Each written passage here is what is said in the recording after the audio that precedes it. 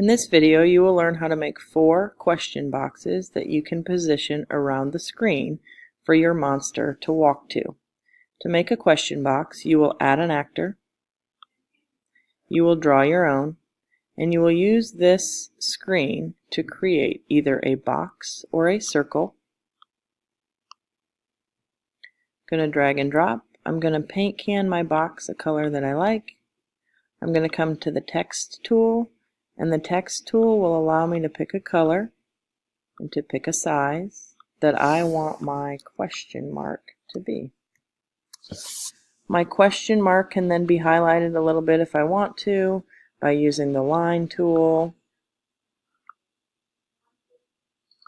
and creating some accents like this just by using the simple line tool. After I make my question box, I won't do anything else with it. I will just position it on my screen. So once I have it the way that I want it, I will save. It will go into my show, and then I will be able to drag it anywhere that I would like on my screen. I'm going to make 4 question boxes, and I'm going to position them in the corners of my screen. If you'd like to make circles or squares, that's fine, as long as each question box or circle has a question mark in it so that your audience knows that's where they need to travel with their monster. So there's my second one.